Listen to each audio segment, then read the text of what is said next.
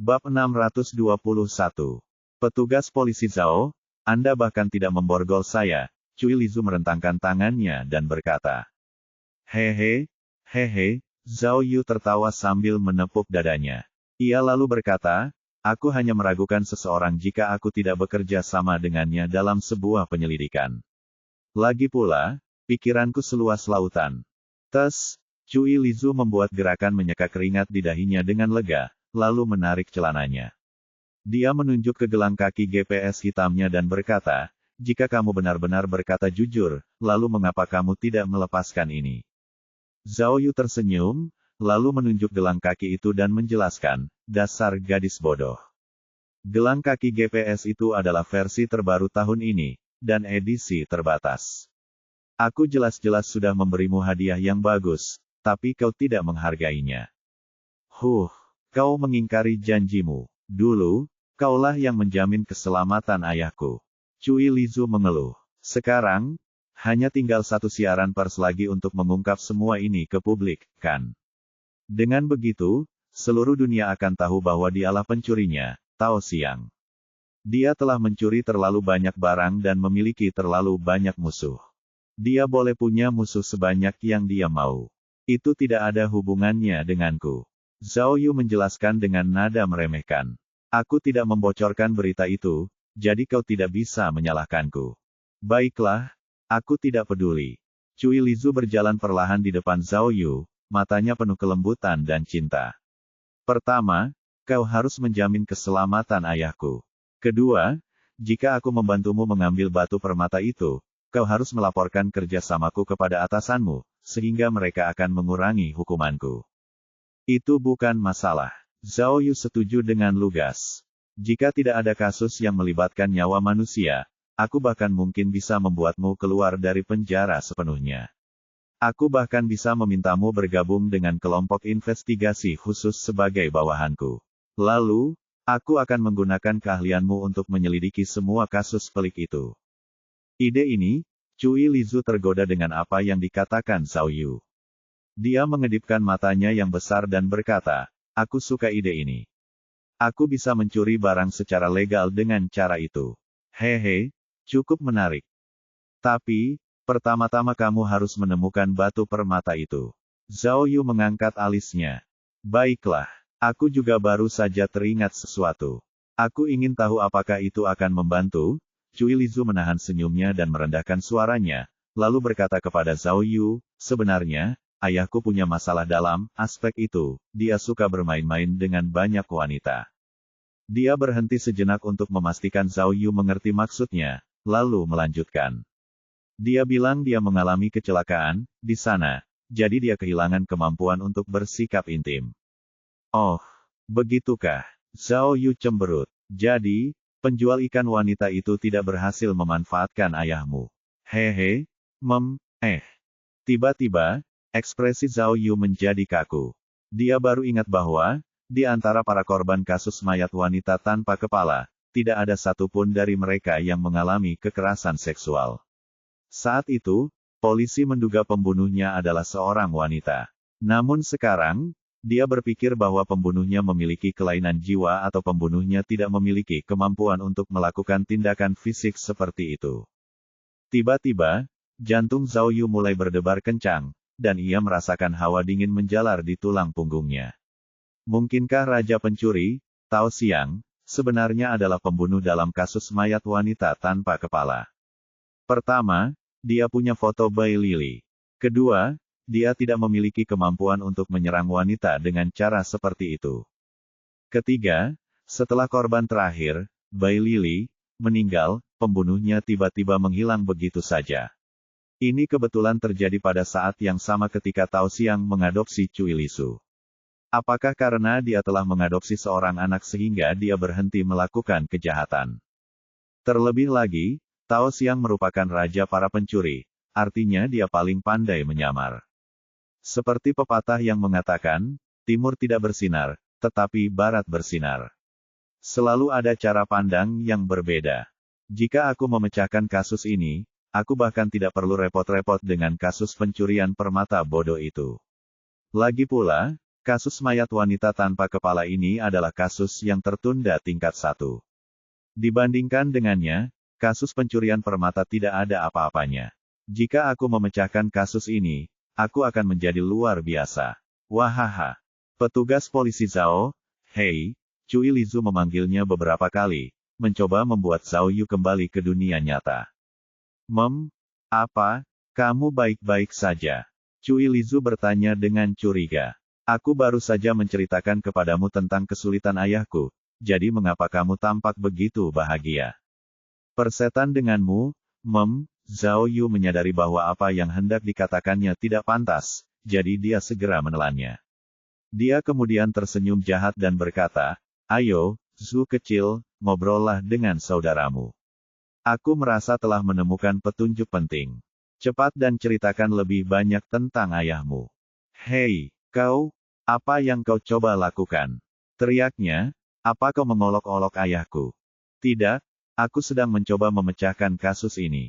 Zhao Yu tersenyum nakal. Cepatlah, Zhu kecil, beritahu aku nama penjual ikan wanita itu.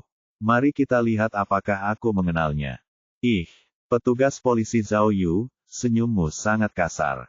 Hei, tepat saat Cui Lizu bercanda dengan Zhao Yu, dia tiba-tiba melihat sekilas informasi di papan tulis. Zhao Yu melihat tatapannya yang tak menentu dan ingin menghalanginya, tetapi dia tidak dapat melakukannya tepat waktu. Dia melihat Cui Lizu menggigit bibirnya, lalu mendengarnya berkata, ternyata ayahku berbohong kepadaku selama ini. Sepertinya dia sudah lama sakit. Cui Lizu sedang melihat hasil perbandingan DNA mereka. Cui Lizu melanjutkan dengan nada melankolis. Sepertinya semua omong kosong tentang ibuku yang meninggalkanku setelah dia melahirkanku adalah omong kosong. Bajingan itu berbohong padaku. Zhao Yu tahu Cui Lizu sangat sedih, tetapi dia tidak tahu bagaimana cara menghiburnya. Jika wanita dalam foto itu bukan ibuku, lalu dari mana aku berasal? Ia lalu menunjuk sebuah nama di papan tulis dan bertanya, lalu, apa maksud GG? Mendengar jawaban Cui Lizu, Zhao Yu tidak menjawabnya, tetapi mulai berpikir. Umurnya cocok, waktunya cocok, motifnya cocok, kondisi mentalnya cocok. Zhao Yu merasa bahwa Tao Xiang menjadi semakin mencurigakan. Namun, meskipun sekarang ia memiliki tersangka yang mungkin, ia masih kekurangan bukti penting. Jika Tao Xiang benar-benar pembunuh dalam kasus mayat wanita tanpa kepala, lalu di mana buktinya? Bab 622. Zhao Yu ingin bertanya tentang penjual ikan wanita itu. Dia secara khusus ingin mencari tahu apakah dia salah satu korban kasus mayat wanita tanpa kepala. Jika dia benar, dia bisa yakin bahwa Tao Xiang adalah pembunuhnya. Namun, setelah dipikir-pikir lagi, akhirnya dia menyadari bahwa pembunuhan penjual ikan wanita itu terjadi setelah pembunuhan Bai Lili, karena Bai Lili adalah korban terakhir. Jadi, tebakannya jelas salah. Dengan pemikiran ini, dia harus mencurigai Tao Xiang. Dia hanya perlu menyelidiki apa yang terjadi pada Tao Xiang sebelum tahun 1988. Namun, Cui Lizu baru berusia 2 tahun saat itu, jadi dia tidak akan bisa mengetahui apapun darinya. Ini karena mustahil bagi Cui Lizu untuk mengetahui hal-hal yang terjadi saat dia masih balita, apalagi sebelum dia lahir. Petugas polisi Zhao, izinkan aku memberitahumu sebuah rahasia. Kau mungkin tidak akan percaya. Cui Lizu tiba-tiba tersipu. Kemudian dia berkata kepada Zhao Yu, aku sebenarnya tidak pernah punya pacar. Zhao Yu mengerutkan alisnya. Dia tidak pernah menyangka Cui Lizu tiba-tiba mengalihkan pembicaraan ke hubungan pribadi. Dia langsung mengabaikan komentar genitnya, lalu bertanya, apa hubungannya kamu punya pacar atau tidak denganku? Zuzu kecil, aku sedang berbicara denganmu tentang kasus ini. Jangan ganti topik. Cui Lizu merasa ditolak dan wajahnya tiba-tiba menjadi serius. Bagaimanapun, dia menyukai Zhao Yu, terutama setelah Zhao Yu menyelamatkan hidupnya beberapa kali. Karena Zhao Yu adalah seorang ahli, tentu saja dia tahu bahwa dia dapat menggunakan kasih sayang wanita itu untuk memenangkan hati pencuri kucing betina. Namun, Zhao Yu tidak berminat untuk membicarakan tentang hubungan saat itu. Ditambah lagi, Meskipun dia telah menjalin hubungan dengan Cui Lizu cukup lama dan mereka memiliki hubungan yang unik, dia merasa hubungan itu mirip dengan saat pertama kali bertemu Li Bei ini. Dia tidak memiliki perasaan romantis seperti itu terhadapnya. Baiklah, Cui Lizu juga pintar, jadi dia bisa langsung tahu dari nada bicara Zhao Yu bahwa dia tidak tertarik. Karena itu, dia hanya bisa terus bercerita tentang Tao Xiang dan wanita-wanita yang terlibat.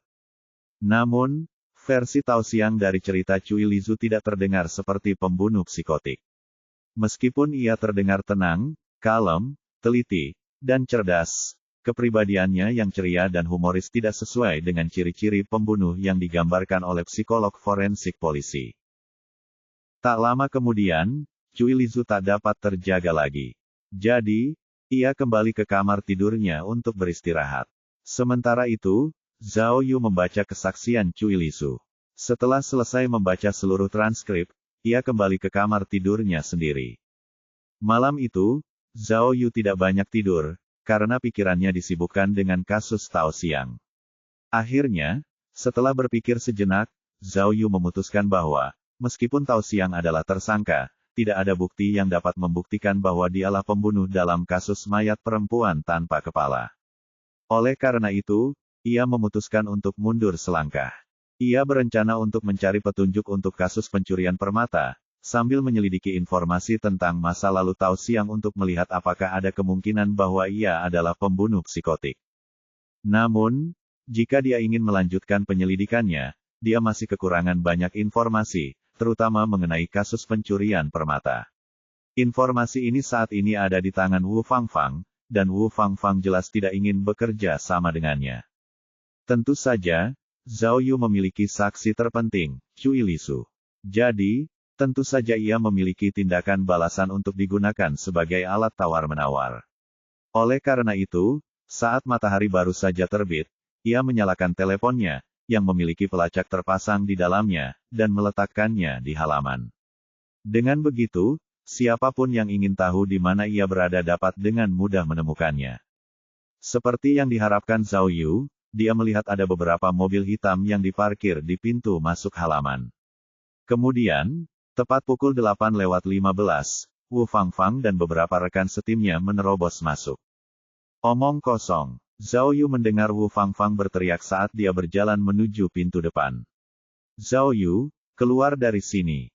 Mendengar teriakan Wu Fangfang, Zhao Yu dan rekan satu timnya muncul di halaman.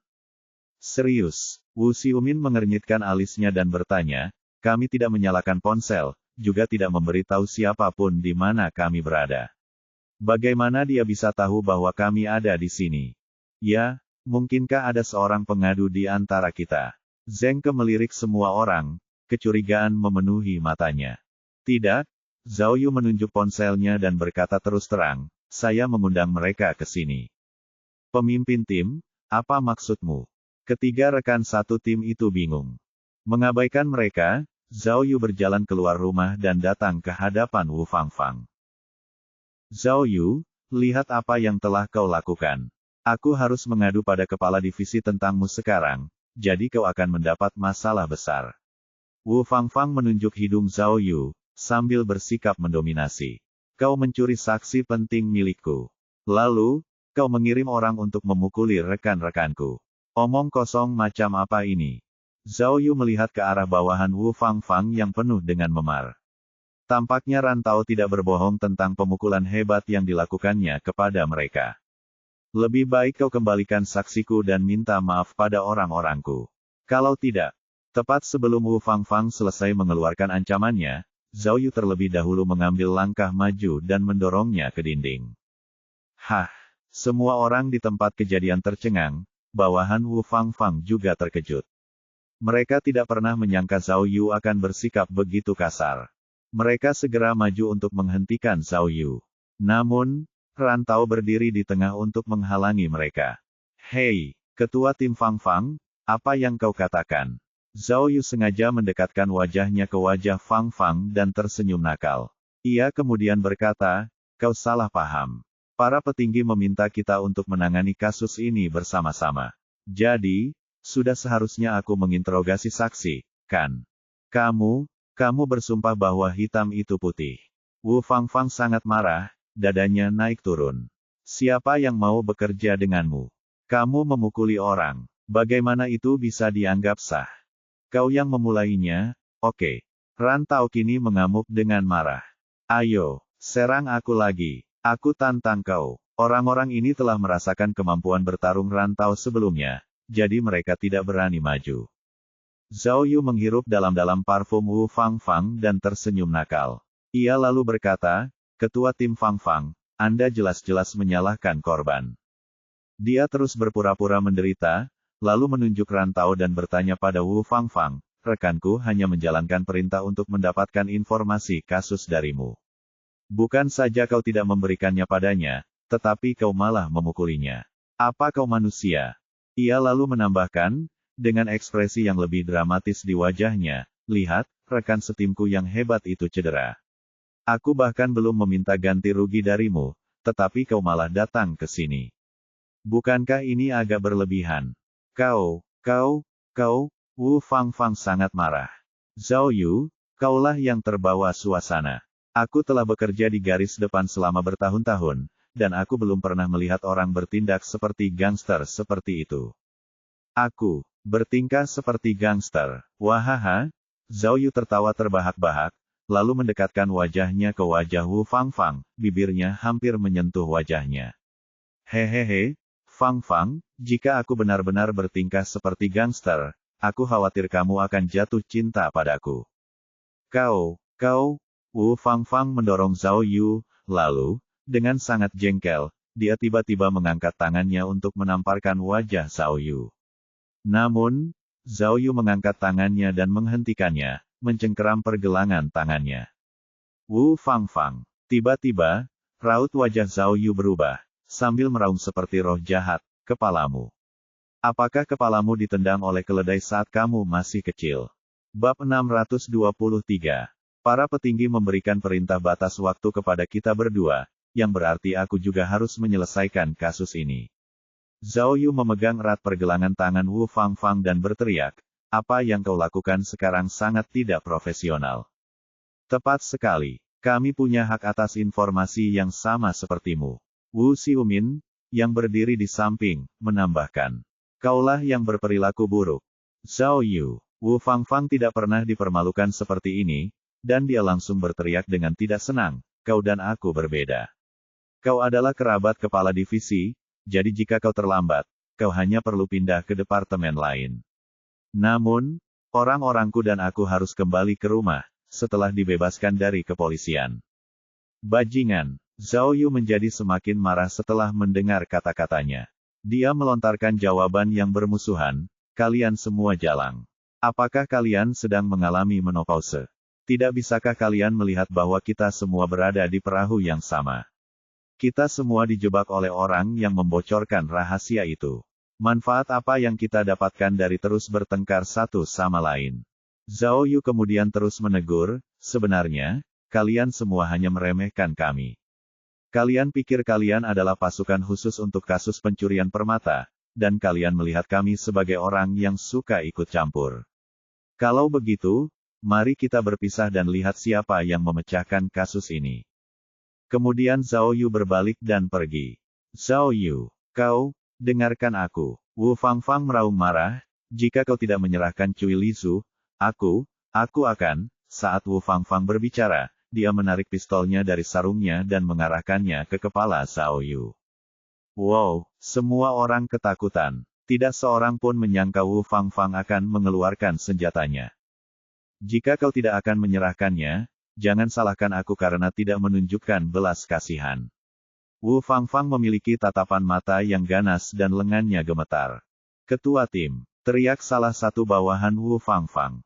Mereka semua ketakutan, karena mengarahkan senjatanya ke orang-orangnya sendiri merupakan pelanggaran serius, bahkan jika mereka adalah kaki tangan yang tidak diinginkan. Tenanglah, teriak salah satu bawahannya. Saat semua orang bergegas menghentikannya, Rantau dan Wu Xiumin mundur beberapa langkah tanpa sadar. Zhao Yu tertawa lagi sambil menatap moncong senjatanya.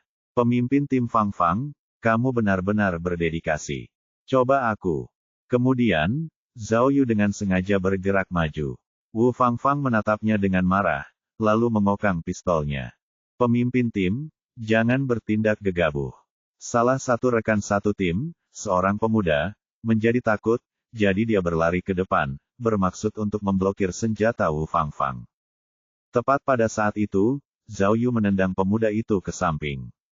Kamu, ketika Wu Fangfang melihat tindakan Zhao Yu yang cepat dan brutal, dia menggigil. Rantau. Zhao Yu melambaikan tangan ke arah Rantau dan berteriak, apakah kau ingat bagaimana mereka memukulmu? Ini kesempatanmu untuk membalas dendam. Pukuli mereka sampai mati. Kemudian Zhao Yu menendang sekali lagi dan melemparkan pemuda itu. Zhao Yu, kau, Wu Fangfang terus mengarahkan senjatanya ke arah Zhao Yu, namun seluruh tubuhnya menggigil. Saat itu, Rantau sudah berlari di antara kerumunan dan mulai berkelahi dengan bawahan Fangfang.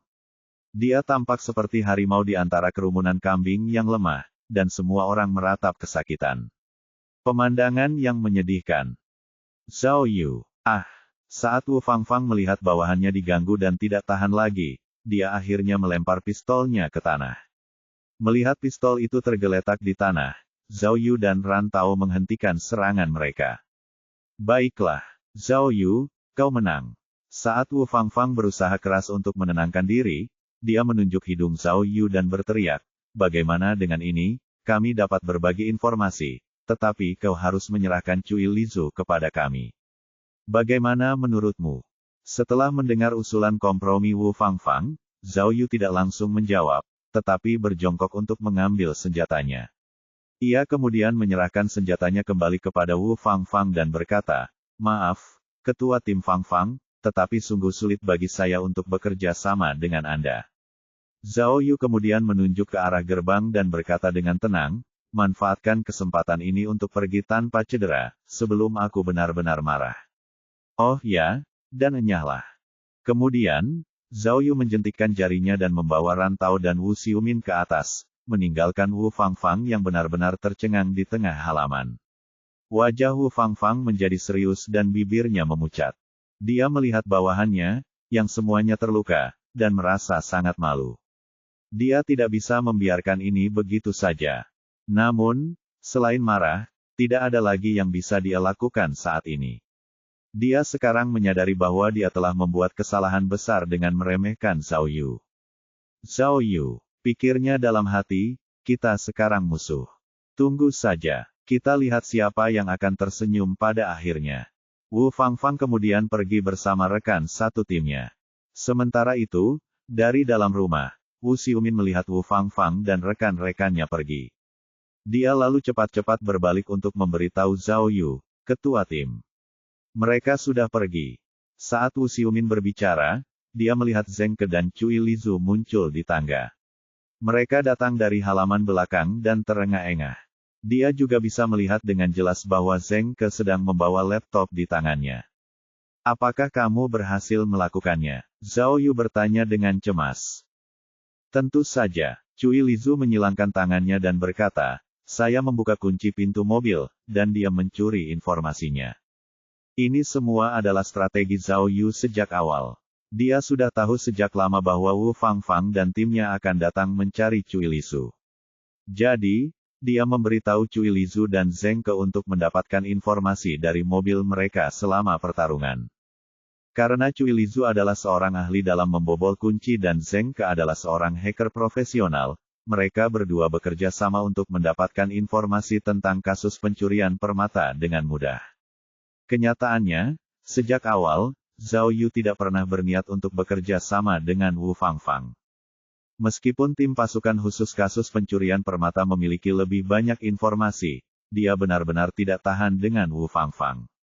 Oleh karena itu, bahkan jika Wu Fangfang setuju untuk bekerja sama, Zhao Yu tidak ingin berurusan dengannya. Sekarang setelah dia memiliki informasinya, dia tidak akan membutuhkannya sama sekali. Wanita itu gila, seru Wu Xiumin. Dia mengarahkan senjatanya ke ketua tim. Aku menyesal tidak merekamnya. Kalau tidak, aku bisa membawanya ke divisi kriminal pusat, maka dia akan dikutuk. Tanpa memerhatikannya, Zhao Yu sedang asyik dengan pikirannya sendiri, tertegun. Dia merenung, sepertinya ada yang salah. Dia ingat bahwa dia ingin kembali ke rumah bersama Rantau dan Wu Xiumin, tetapi kemudian Wu Fangfang tiba-tiba mengeluarkan senjatanya. Karena dia tahu dia tidak akan menarik pelatuknya, mengapa dia menarik senjatanya? Mungkinkah? Sial, Zhao Yu melihat sekeliling rumah, lalu segera berlari ke papan tulis dan melihatnya lebih dekat. Zhengke, Zhao Yu mengulurkan dua jarinya ke arah Zhengke, yang langsung mengerti apa yang dimaksud Zhao Yu. Dia segera mentransfer rekaman video pengawasan. Kemudian, semua orang melihat pemandangan yang mengejutkan. Tepat saat mereka sedang berbicara dengan Wu Fangfang di halaman, seseorang yang mengenakan topeng menyelinap ke rumah mereka dan mengambil foto informasi mereka di papan tulis. Orang itu juga merekam pengakuan lisan Cui Lisu. Sementara itu, di mobil komando Wu Fangfang, salah satu rekan satu timnya mengeluh kepada Wu Fangfang, "Ketua tim, bagaimana mereka bisa memukuli begitu banyak orang kita? Saya seharusnya merekam mereka, sehingga kita bisa melaporkannya ke divisi kriminal pusat." Wu Fangfang mengangkat teleponnya, lalu memeriksa informasi yang mereka curi dari Zhao Yu. Dia kemudian berkata dengan agresif, "Zhao Yu, kamu tidak menduga ini, kan? Kamu punya strategi, tapi aku punya tindakan pencegahan. Meskipun kita tidak punya Cui Lisu, kita tetap punya informasi yang paling lengkap. Sekarang, mari kita lihat siapa yang bisa menemukan batu permata itu terlebih dahulu." Bab 624. Setidaknya aku membalas dendam untuk diriku sendiri. Rantau menghibur dirinya sendiri. Jadi, itu tidak boleh dianggap sebagai jus, kan? Tentu saja. Wu Xiumin menatap Zhao Yu dan membenarkan. Pemimpin tim mendorong wanita itu ke dinding. Hehe, menonton saja sudah menyenangkan. Berurusan dengan wanita pemarah seperti dia, kekerasan harus dibalas dengan kekerasan. Baiklah, lalu mengapa kedengarannya seperti kau memarahiku karena bertindak seperti gangster? Zhao Yu tampak tak berdaya. Ia tidak pernah menyangka bahwa Wu Fangfang tidak selemah yang ia kira sebelumnya. Tidak, aku tidak mengatakan bahwa ketua tim bertingkah seperti gangster. Wu Xiumin menjawab, "Tidak mungkin. Ketua tim kita adalah gangster sejati." Saat semua orang di rumah tertawa terbahak-bahak, Cui Lisu melirik Zhao Yu. Dia merasakan hatinya berdebar-debar karena emosi. Beberapa menit kemudian, informasi yang mereka peroleh dari pihak Wu Fangfang telah dicetak. Zhao Yu dan rekan setimnya membacanya dengan saksama. Ternyata pasukan khusus untuk kasus pencurian permata tidak bekerja keras untuk kasus ini. Namun, mereka setidaknya telah membuat pemberitahuan berita di seluruh dunia. Dengan begitu, begitu Tamil Star muncul, mereka akan menjadi orang pertama yang mengetahuinya. Yang paling mengejutkan Zhao Yu dan yang lainnya adalah bahwa tersangka utama tim Wu Fangfang untuk kasus pencurian permata bukanlah Raja Pencuri, Tao Xiang. Sebaliknya, nama tersangka mereka adalah Akangsa, yang merupakan orang India. Ketika merujuk kepadanya, pasukan khusus memanggilnya dengan sebutan, Aka, sebagai kependekannya. Aka adalah seorang pengusaha kaya dari India. Perusahaan kulitnya memiliki cabang di seluruh dunia, jadi dia adalah seorang taipan bisnis internasional yang terkenal. Namun, selain menjadi taipan, ia memiliki identitas penting lainnya. Ia adalah pemilik Tamil Star. Benar sekali. Setelah permata itu dicuri, polisi pertama-tama mencurigai pemiliknya.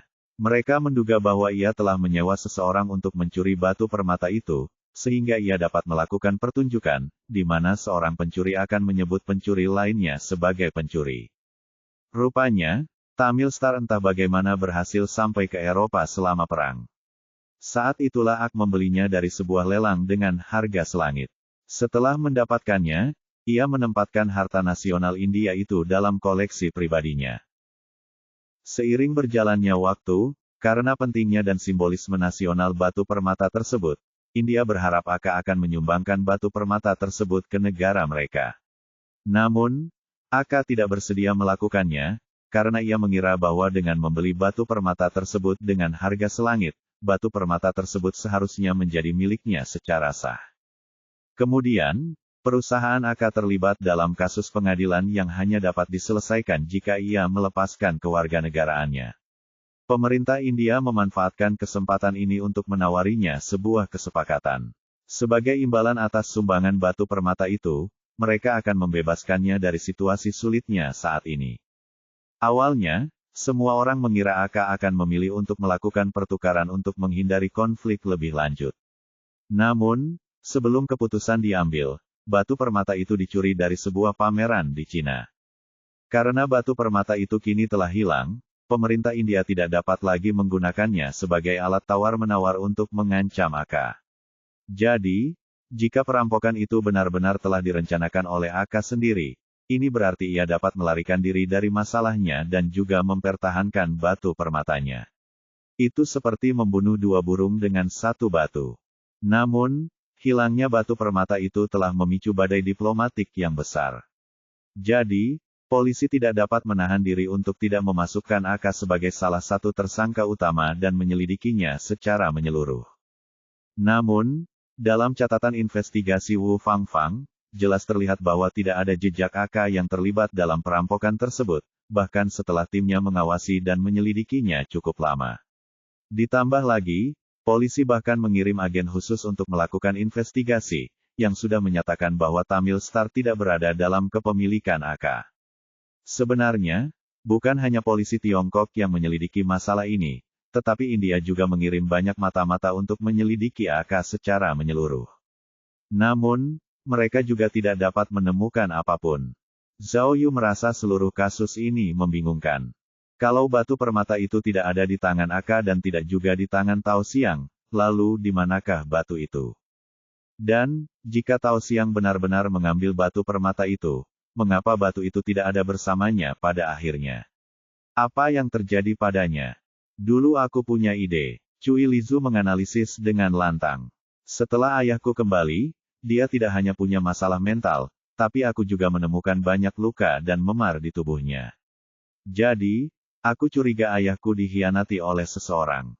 Misalnya, orang yang menyuruh ayahku merampok batu permata itu mungkin tidak mau membayar, jadi dia mencoba membunuhnya. Saya sudah melihat hasil analisis medis Tao Xiang. Wu Xiumin mengangguk dan berkata, bentuk tengkoraknya tidak berubah, juga tidak retak. Namun, ada kerusakan serius pada otaknya. Ini berarti kepala Tao Xiang mungkin mengalami benturan keras, atau mungkin dia jatuh dari tempat tinggi. Wu Xiumin kemudian menambahkan, saya merasa dia mungkin mengalami benturan keras selama pengejaran, dan kemungkinan dia terjatuh dari tempat tinggi tampaknya lebih besar lagi. Luka dan memar di tubuhnya mungkin terkait dengan terjatuh. Itu masuk akal, kata Zheng Ke. Menurutmu, apakah orang yang mengejar Tao Xiang adalah Aka? Mungkin Aka dan Tao Xiang bekerja sama, dan Tao Xiang membantu mencuri batu permata itu. Kemudian, setelah selesai, Aka ingin membunuhnya untuk membungkamnya, jadi dia memaksa Tao Xiang jatuh dari tebing. Benarkah? Ran Tao menggaruk kepalanya. Jika Aka membunuhnya untuk membungkamnya, bukankah dia akan mendapatkan batu permata itu setelah itu? Atau, mungkinkah batu permata itu masih bersama Tao Xiang? Setelah Ran Tao mengatakan ini, semua orang tercengang. Mereka kemudian mengalihkan pandangan mereka ke Cui Lizu. Hei, kalau saja aku punya batu permata itu, aku tidak akan menjalani kehidupan yang begitu miskin. Cui Lizu melambaikan tangannya tanpa daya. Sebenarnya, ada masalah lain yang tidak kami pahami. Zhao Yu berjalan ke depan papan tulis, kedua alisnya saling bertautan erat. Jika Tao Xiang mencuri batu permata itu dan berencana untuk kembali dalam 10 hari, pada akhirnya, dia baru kembali setelah 30 hari. Jadi, selama beberapa hari itu, kemana dia pergi? Saya ingat, setelah ayah saya pergi selama sekitar 5 atau 6 hari, ada beberapa berita tentang kasus pencurian permata di televisi, kenang Cui Lizu. Ketika dia kembali ke rumah, sekitar 20 hari kemudian, kondisinya sangat buruk dan semua pakaiannya robek. Saya mengajukan begitu banyak pertanyaan kepadanya, tetapi dia menolak untuk memberitahu saya apapun. Wu Xiumin menduga keras, aku merasa ada yang tidak beres di sini. Jika kita bisa mencari tahu kemana Tao Xiang pergi dan siapa yang ditemuinya selama 20 hari itu, kita mungkin bisa menemukan petunjuk nyata, bukan? Kita tahu bahwa pameran itu diadakan di ibu kota. Dalam waktu 20 hari, dia bisa berkeliling ke seluruh negeri. Kata Zeng Ke tanpa daya. Jadi, ini jalan buntu. Kata Wu Xiumin. Tidak heran tim pasukan khusus, bahkan setelah 6 tahun, masih belum bisa menemukan keberadaan batu permata itu. Jangan berkecil hati, Zhao Yu menepukkan tangannya dan memberitahu semua orang. Tidak ada yang pasti di dunia ini. Pernahkah kalian berpikir bahwa, meskipun Tao Xiang disebut Raja Pencuri, tidak peduli seberapa cakapnya dia akan membutuhkan kaki tangan untuk setiap transaksi yang dia buat. Zhao Yu kemudian menoleh ke Cui Lizu dan berkata, coba pikirkan siapa orang itu. Mungkin salah satu teman ayahmu, atau bahkan tetanggamu.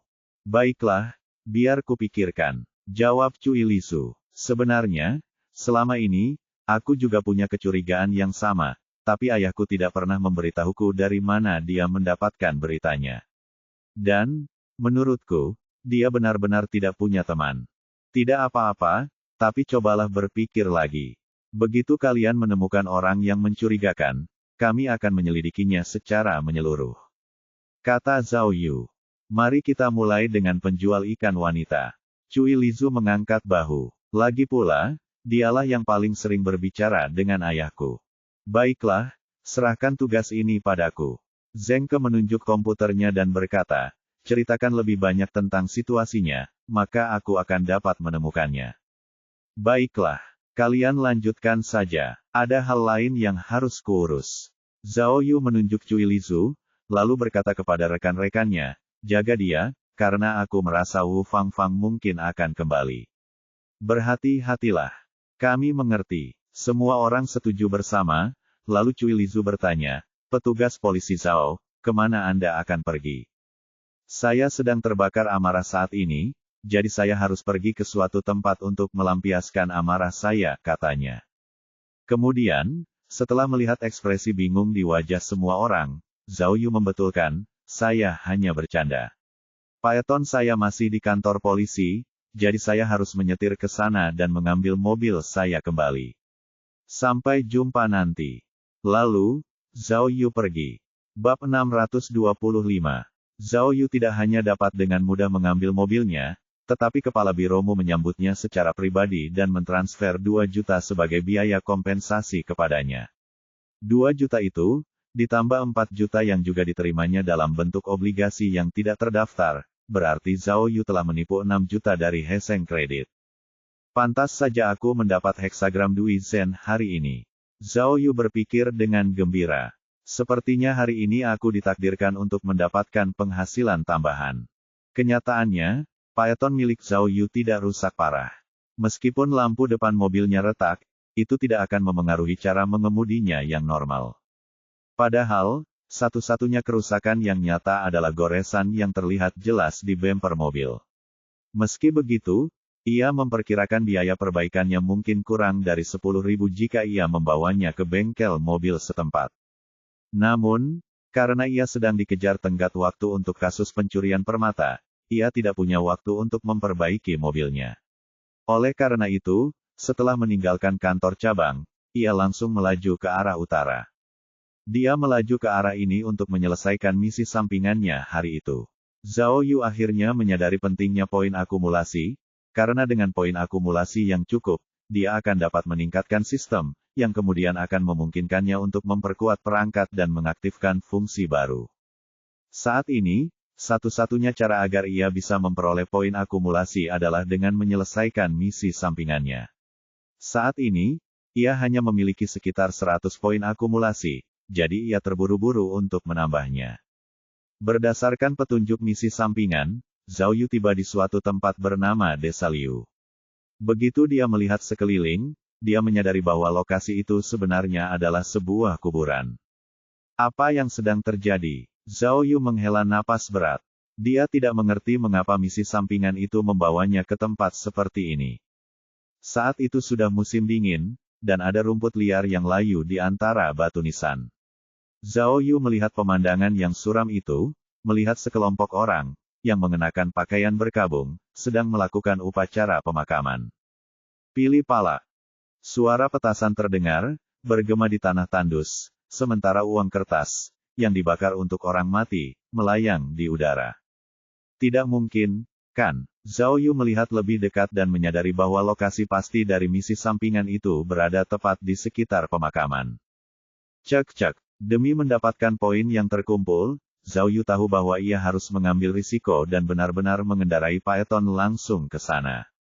Ketika ia mendekat sedikit, Zhao Yu melihat ada banyak mobil yang diparkir di sekitar kuburan. Ada juga kerumunan orang. Sepertinya itu adalah pemakaman besar. Selain mengatur penyalaan kembang api dan pembakaran uang kertas, tuan rumah bahkan telah menyewa seorang biksu dan pendeta untuk menjadi pemandu upacara. Ditambah lagi, ada sebuah band yang memainkan musik langsung untuk pemakaman. Setelah Zhao Yu memarkir mobilnya dan menurunkan kaca jendelanya, dia terkejut mendengar bahwa band tersebut memainkan lagu berjudul Tembok Besar yang Tak Terhancurkan. Setelah pembukaan, seorang pria berjas datang ke tengah panggung dan mulai bernyanyi dengan suara keras, berabad-abad dalam kesurupan, rekan senegara perlahan-lahan terbangun. Apa-apaan ini? Zhao Yu tercengang. Dia tidak pernah menyangka ada orang yang menyanyikan lagu itu di pemakaman. Namun, suara penyanyi itu sangat profesional, seperti penyanyi di televisi. Kemudian, beberapa pemuda berkostum sutra dan celana panjang muncul di depan panggung. Kemudian, setelah beberapa kali berteriak, "He, he, ha, hei," mereka mulai melakukan pertunjukan bela diri. Itu menarik. Zhao Yu duduk di dalam mobil dan menyaksikan prosesi dengan serius. Ia tertarik dengan tradisi budaya Jinan ini. Rupanya, pemakaman diadakan seperti jamuan makan malam di sini. Tepat saat Zhao Yu sedang menonton dengan gembira, pintu penumpang mobilnya tiba-tiba terbuka. Seorang wanita, yang mengenakan jaket merah muda, meniupkan udara hangat ke telapak tangannya, sementara dia duduk di dalam mobil dengan santai. Zhao Yu mengangkat alis kanannya, bingung, tetapi sebelum dia bisa mengatakan apapun, wanita itu memberinya senyum menawan dan berkata, "Bro, di luar dingin. Biarkan aku menghangatkan diri di sini bersamamu." Zhao Yu menatapnya dengan saksama. Rambutnya dicat pirang dan mengenakan topi rajutan putih, yang tampak cukup hangat. Namun, dia hanya mengenakan rok kulit super pendek di bagian bawah tubuhnya. "Ini Volkswagen Phaeton, kan? Kamu pasti cukup kaya, iya?" Wanita itu tersenyum dan bertanya, "Apakah kamu kerabat tuan rumah? Kenapa aku tidak melihatmu lebih awal?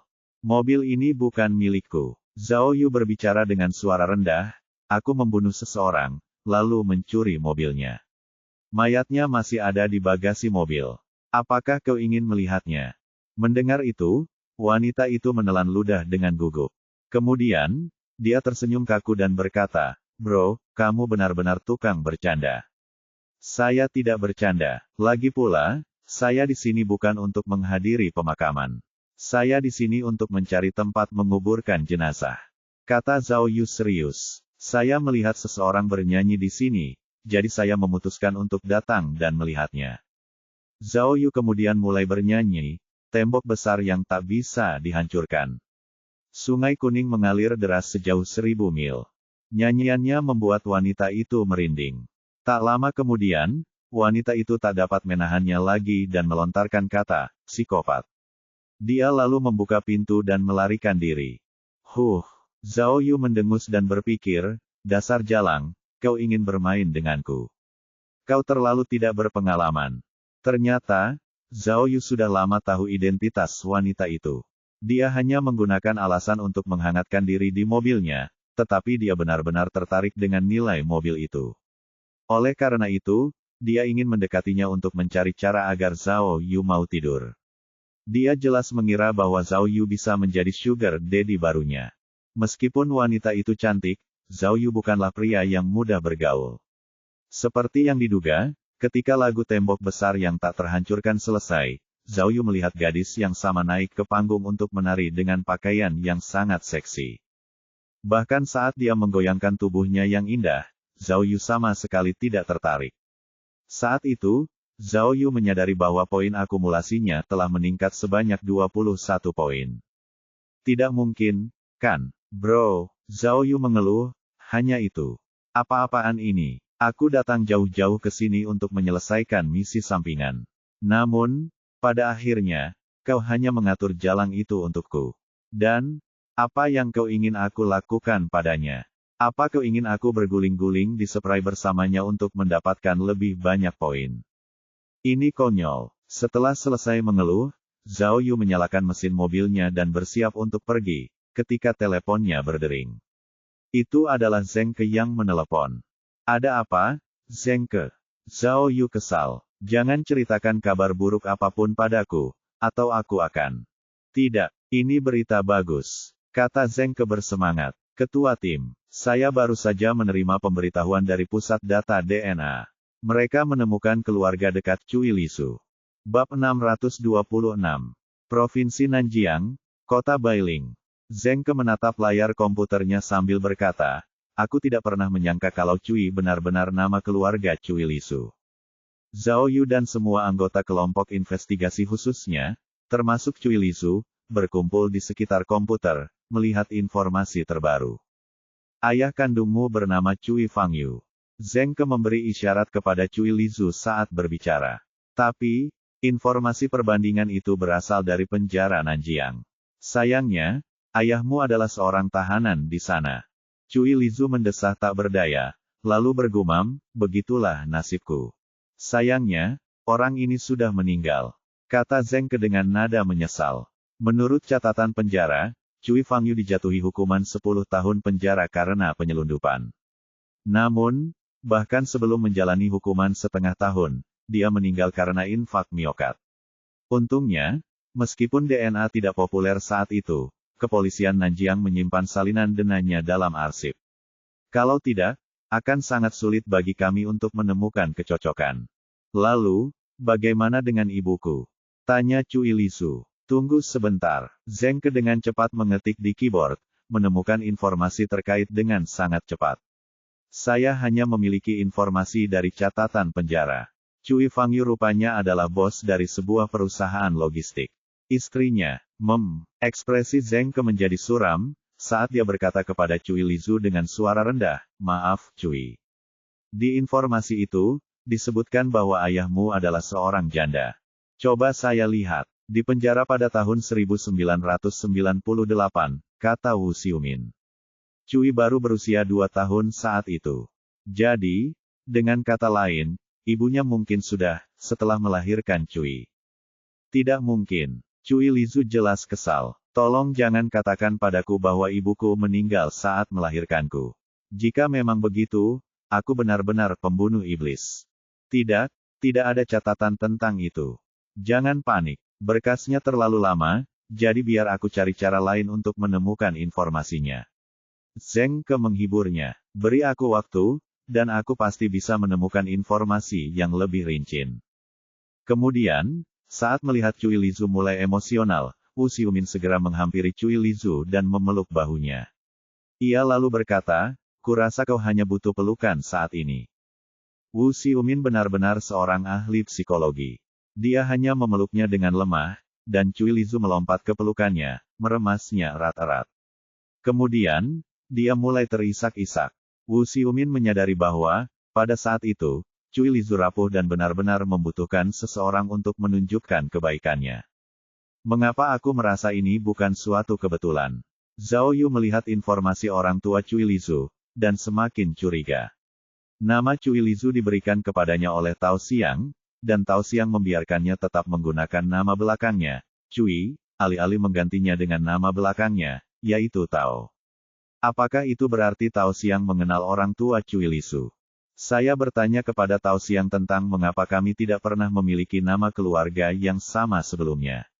Cui Lisu terisak saat menjelaskan, dia mengatakan kepada saya bahwa alasan nama keluarga saya adalah Cui adalah untuk menutupinya. Anda tahu bahwa ayah saya terus-menerus mengubah identitasnya, jadi nama kami hanyalah kode. Ini masuk akal bagi saya, jadi saya tidak menyelidikinya lebih jauh. Tapi, apa peran Bai Lili dalam hal ini? Zheng Ke menunjuk informasi di papan tulis dan bertanya. Tao Xiang punya foto Bai Lili, yang sedang menggendong bayi Cui. Kenapa Cui bersama Bai Lili saat masih bayi? Ran Tao bertepuk tangan dan berkata, Tao Xiang berpacaran dengan Bai Lili. Tao Xiang tidak punya anak kandung, jadi dia mengambil Little Zuzu. Maksudku, dia mencuri Little Cui.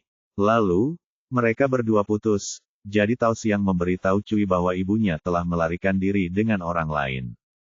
Hei, tidak ada yang kabur. Itu tahun 1998, tepat saat Bai Lili menjadi mayat wanita tanpa kepala. Jangan omong kosong, oke. Wu Xiumin membantah. Lagi pula, Bai Lili sangat cantik. Kenapa dia harus bersama Tao Xiang tua yang impoten? Dugaanku, Bai Lili adalah kerabat orang tua Cui. Dia adalah kerabat mereka atau pengasuh yang disewa untuk merawat Cui. Jangan panik. Tiba-tiba, Zhao Yu punya firasat aneh, seakan-akan dia sudah menemukan petunjuk penting, tetapi belum memahaminya.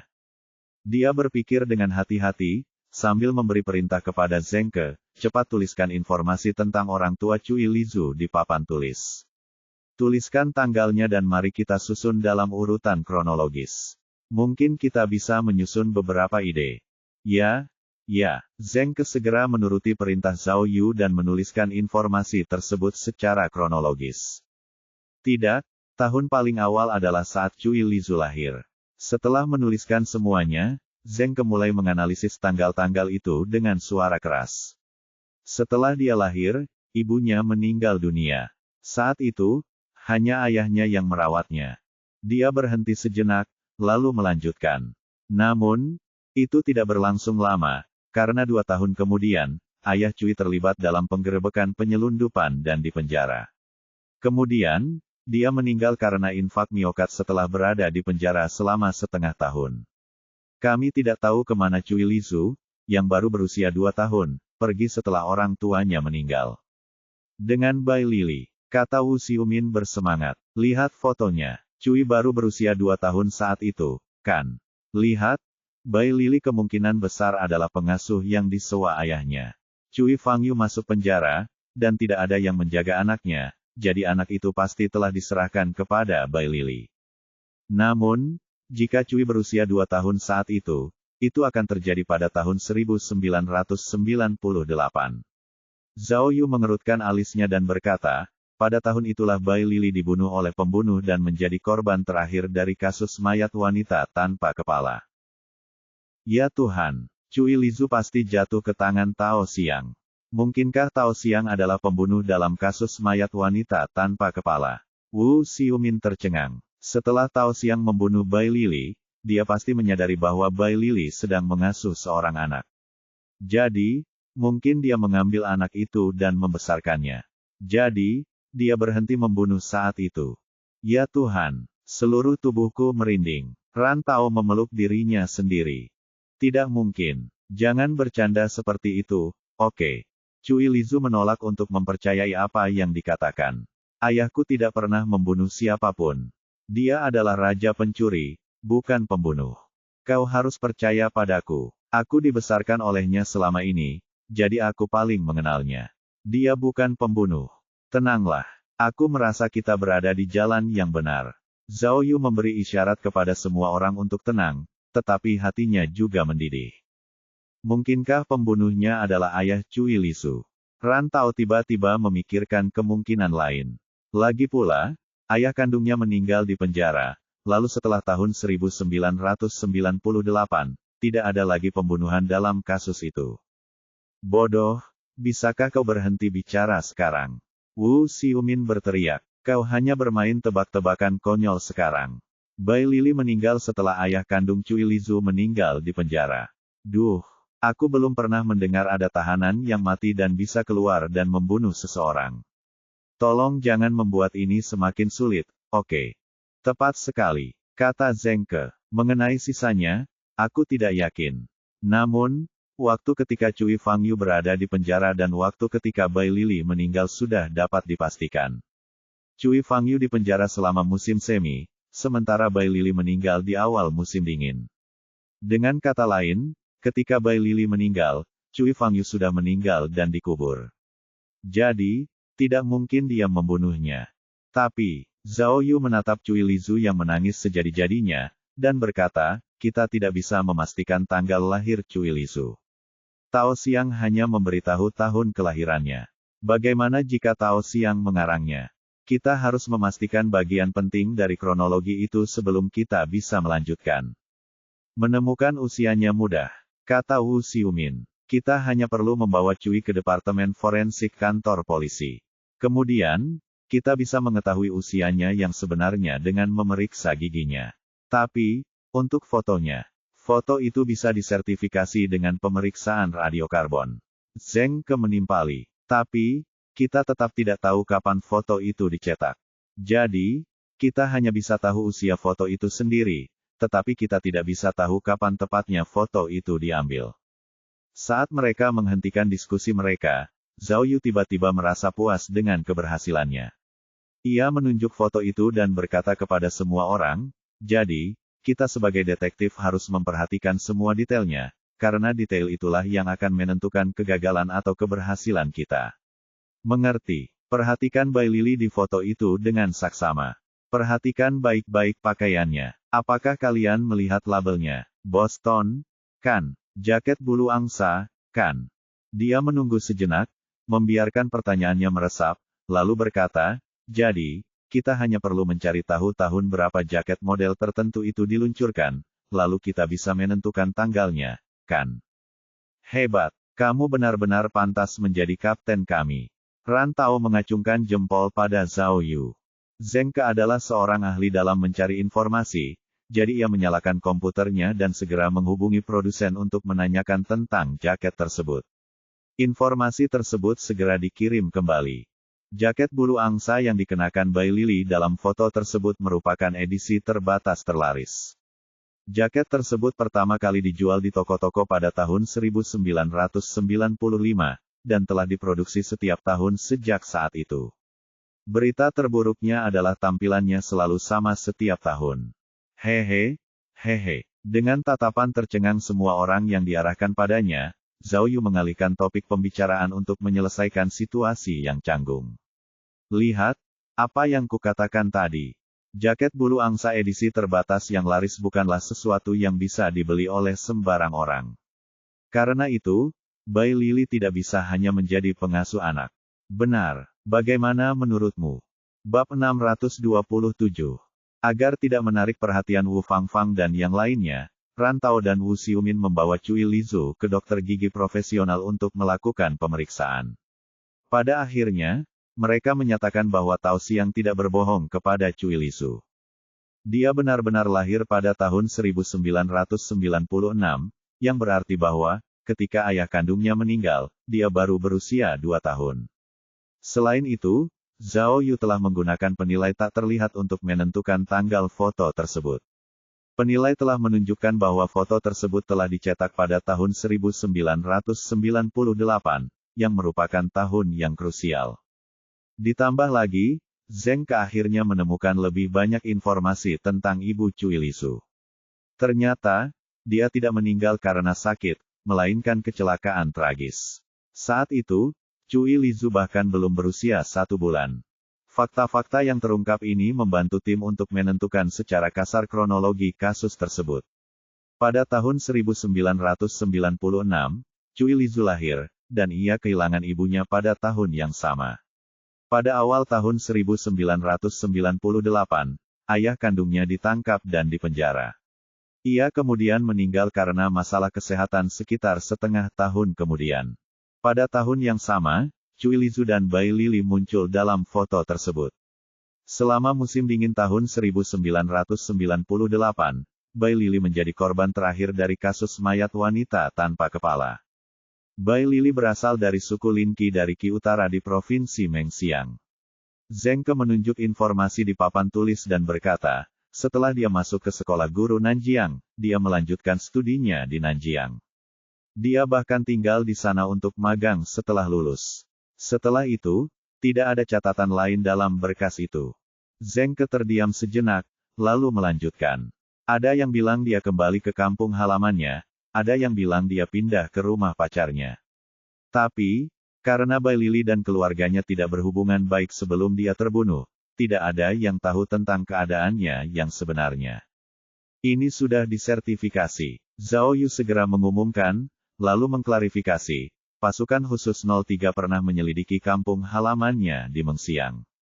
Orang-orang di kampung halamannya mengatakan bahwa dia tidak pernah kembali setelah dia pergi kuliah. Pasukan khusus bahkan menemukan teman sekelas Bai Lili dan menyatakan bahwa dia telah tinggal di kota Nanjiang. Tapi, tidak ada dari mereka yang tahu persis apa yang sedang dia kerjakan. Pasukan khusus 03 yang dimaksud Zhao Yu adalah kelompok investigasi yang dipimpin oleh Kapten Jin Zhenbang. Merekalah yang mulai mencatat kasus tersebut di buku catatan kuning. Lihat, Zhao Yu menunjuk informasi Bai Lili sambil menganalisisnya dengan suara keras. Informasi saya menyatakan bahwa Bai Lili berasal dari keluarga miskin. Secara teori, dengan hasil yang sangat baik, seharusnya tidak sulit baginya untuk mendapatkan pekerjaan yang bagus. Namun, dia jelas memilih pilihan karir lain. Lalu, lihat Bai Lili di foto itu. Lihat pakaiannya. Bukankah pakaiannya dewasa dan modis? Dia jelas berpakaian seperti istri orang kaya. Oh, Ran Tao sepertinya menyadari sesuatu. Dia membuka mulutnya dan siap mengatakan sesuatu lagi, tetapi Wu Xiumin menutup mulutnya dengan kasar. Diam kau. Wu Xiumin menatapnya tajam dan berkata, tunggu sampai dia selesai bicara. Iya. Berhentilah membuat masalah, kumohon. Aku tidak tahan lagi padamu. Lihat. Zhao Yu menunjuk foto ayah kandung Cui Lizu di papan tulis, lalu berkata, Cui Fangyu tinggal di kota Bailing, yang tidak jauh dari Nanjiang. Sebenarnya, jaraknya hanya 150 km. Ditambah lagi, Cui Lizu terlibat dalam bisnis logistik, jadi jika dia sering pergi ke kota itu, apakah ada kemungkinan? Apakah kau ingin mengatakan bahwa Bai Lili adalah simpanan ayahku? Cui Lizu mengernyitkan alisnya, jelas khawatir dengan gagasan ini. Aku punya pertanyaan. Ran Tao mengangkat tangannya lagi. Sebelum Wu Xiumin sempat menghentikannya, dia bertanya, bukankah kita seharusnya memecahkan kasus pencurian permata? Batu permata itu dicuri 6 tahun lalu, jadi apa yang kita lakukan sekarang? Bahkan jika Bai Lili adalah ibu tiri Zhou kecil, itu tidak ada hubungannya dengan batu permata itu, kan? Ih, kamu benar-benar memalukan. Wu Xiumin menutupi wajahnya. Lain kali, jangan beritahu siapapun kalau kita saling kenal, oke? Kamu tidak punya otak. Bro Tao, Zheng Ke berkata dengan tergesa-gesa, apa kau tidak mengerti? Ketua tim tidak hanya berurusan dengan fakta-fakta mengenai kasus pencurian permata. Setelah dia berseru beberapa saat, Ran Tao secara bertahap memahami hubungan antara kedua kasus tersebut. Yah, dugaanku hanya asumsi. Zhao Yu kemudian melanjutkan pembicaraannya. Jadi, yang harus kita lakukan selanjutnya adalah mencari semua kerabat Cui Lizu dan semua orang yang mengenal Cui Fangyu, untuk melihat apakah ada di antara mereka yang tahu tentang hubungan Cui Fangyu dan Bai Lili dengan Tao Xiang. Baiklah, biar aku yang mengurusnya. Zheng Ke mengangguk. Aku akan bekerja lembur hari ini untuk menyelesaikannya. Terima kasih atas kerja kerasmu. Zhao Yu menunjuk foto Bai Lili dan berkata, selanjutnya, mari kita asumsikan bahwa Bai Lili masih berada di Nanjiang saat itu. Apakah foto itu diambil di Nanjiang? Jika kita dapat memastikan lokasinya, mungkin itu akan berguna untuk penyelidikan kasus. Kemudian, Wu Xiumin menemukan sebuah masalah dan menyuarakannya, Ketua tim, kasus mayat wanita tanpa kepala sangat aneh. Jangan lupa bahwa mayat Bai Lili muncul di kota Ganlong, yang termasuk dalam provinsi Jinan. Jaraknya dari Nanjiang adalah, jaraknya 555 km. Sosok itu meninggalkan kesan yang sangat dalam di benak Zhao Yu. Ini karena, sejak saat ia menerima buku catatan kuning itu, ia telah menghafal isinya di luar kepala. Itu sebenarnya cukup jauh. Wu Xiumin mengerutkan alisnya dan berkata, setelah pembunuhnya membunuhnya, dia kemudian mengirim mayatnya ke tempat yang sangat jauh, menempatkan mayatnya di hutan yang tidak dikenal. Ini. Tepat saat itu, Cui Lizu tiba-tiba menyela dan berkata, ada kemungkinan juga si pembunuh menculiknya terlebih dahulu, lalu membunuhnya setelah mereka tiba di tempat tujuan, kan? Aku telah menjadi pencuri sepanjang hidupku, dan aku belum pernah melihat orang yang berperilaku seperti itu. Berapa umurmu? Apa maksudmu sepanjang hidupmu? Mengatakan hal itu seolah-olah kamu sudah sangat tua. Zhao Yu cemberut. Itu bahkan bukan bagian yang paling mengerikan. Bagian yang paling mengerikan adalah bahwa si pembunuh merawat mayat itu dengan sangat teliti. Dia mengeluarkan semua darah di mayat itu, lalu menggantinya dengan bahan pengawet. Jika itu terjadi selama musim dingin, mayat itu bisa mempertahankan keadaan aslinya setidaknya selama sebulan penuh tanpa membusuk. Ya Tuhan, Cui Lizu ternganga, mulutnya menganga.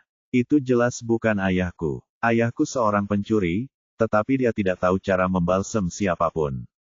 Bagaimana dia bisa tahu teknik pengawetan itu? Kau benar, Zhao Yu menghela napas. Saat itu, polisi menduga bahwa pembunuhnya memang seorang ahli pembalsem, yang punya pengalaman mengurus mayat. Lalu, bagaimana dengan kepala mereka? Cui Lizu bertanya dengan takut, hampir tidak ingin tahu jawabannya. Kepala orang yang sudah meninggal, kemana mereka pergi? Mungkinkah pembunuh psikotik itu menyimpannya sebagai bagian dari koleksi yang aneh? Kalau begitu, itu akan menjadi hal yang hebat. Zhao Yu mengangkat bahu. Setidaknya kita bisa menemukan beberapa bukti dengan cara itu. Kesulitan terbesar kita sekarang adalah kita tidak memiliki bukti. Bahkan jika kita menemukan tersangka, kecuali dia mengaku, kita tidak dapat melakukan apapun padanya. Itu bukan ayahku, jadi jangan khawatir. Kata Cui Lizu, silakan saja mengolok-oloknya, tetapi ayahku takut darah. Dan, otaknya sangat kacau. Jika dia benar-benar pembunuh sebelumnya, dia pasti tidak sengaja mengungkapkan rahasia ini dalam ocehannya yang tidak masuk akal, bukan? Hehe, itu pendapat yang menarik. Rantau tidak dapat menahan diri untuk tidak bertanya, tapi, bintang Tamil itu dicuri oleh ayahmu, seperti yang kau katakan sebelumnya, dan otaknya memang sangat kacau. Jadi, mengapa dia tidak mengungkapkan rahasia di mana dia menyembunyikan batu permata itu juga? Yah, itu jelas berarti batu permata itu tidak ada dalam kepemilikan ayahku. Cui Lizu memutar matanya ke arah Rantau, berpikir bahwa Rantau konyol karena tidak melihat sesuatu yang begitu jelas baginya. Setelah Zhao Yu mendengar pembicaraan mereka, dia mendecak lidahnya beberapa kali dan bertanya pada Rantau, "Tao, apa yang kamu katakan sebelumnya, tentang dia yang secara tidak sengaja membocorkan sebuah rahasia?" Aku bertanya mengapa Tao Xiang tidak mengungkapkan rahasia keberadaan batu permata itu. Rantau mengulangi ucapannya. Oh, Zhao Yu mencondongkan tubuhnya ke belakang dan bergumam pada dirinya sendiri, sepertinya aku harus melakukan perjalanan ke Nanjiang. Bab 628. Zhao Yu tidak berhasil mengejar penerbangan terakhir ke Nanjiang, jadi ia harus naik kereta api berkecepatan tinggi dan menempuh perjalanan sepanjang malam. Sebenarnya, kecepatan kereta api berkecepatan tinggi tidak jauh lebih lambat dibandingkan dengan pesawat, karena biasanya ia hanya membutuhkan waktu 3 jam untuk mencapai kota itu. Selain itu, perjalanan itu cukup cepat dan nyaman. Zhao Yu tidak membawa anggota timnya, tetapi memutuskan untuk pergi sendiri. Ia telah memerintahkan rekan-rekannya untuk bersiaga di Jimping, sementara mereka terus mencari informasi lebih lanjut tentang kedua kasus tersebut. Meskipun sudah tengah malam, Zhao Yu tidak punya waktu untuk beristirahat. Dia masih mendengarkan kabar terbaru dari Zheng Ke melalui telepon. Ketua tim, saya menemukan catatan registrasi rumah tangga Cui Fangyu. Nama istrinya adalah Du Manting. Catatan itu dengan jelas menyatakan bahwa mereka memiliki seorang putri saat itu, yang bernama Cui Jinghao. Dia lahir pada tanggal 25 Januari tahun 1996. Ada juga catatan yang tertulis di catatan itu yang mengatakan bahwa Cui Jinghao menghilang. Oh, jadi, sepertinya Cui Jinghao mungkin adalah nama asli Cui Lizu. Zhao Yu mendesah. Ketua tim, saya sudah memeriksa catatan di kantor polisi setempat, lanjut Zheng Ke, Cui Jinghao telah hilang selama lebih dari 10 tahun, dan dia diumumkan meninggal oleh Badan Keamanan Publik. Kasihan Zhu kecil, kedua orang tuanya meninggal, lalu dia diadopsi oleh Raja Pencuri. Kurasa sebaiknya aku merawatnya dengan baik, kata Zhao Yu. Namun, kurasa alasan Tao Xiang membawa Cui Lizu saat itu mungkin karena ada rencana rahasia. Rahasia ini kemungkinan melibatkan kasus mayat perempuan tanpa kepala. Tepat saat Zhao Yu menduga, sistem tiba-tiba mengirimkan pemberitahuan yang memberitahunya bahwa petualangan ajaib telah berakhir. Pemberitahuan itu kini berkelebat di benaknya. Zhao Yu tahu bahwa hal itu sangat penting, karena petualangannya baru saja berakhir hari itu, jadi dia segera memberitahu Zheng Ke melalui telepon, "Zheng, kita akan bicara lagi nanti. Jangan lupa laporkan padaku setiap kali kamu mendapat kabar terbaru. Tidak masalah seberapa larutnya sekarang." Ketua tim. Zheng Ke tiba-tiba tergagap di telepon, sebenarnya, ada satu hal lagi. Namun, Zhao Yu sedang terburu-buru untuk memeriksa sistem, jadi dia menutup telepon sebelum mendengar ucapan Zheng Ke.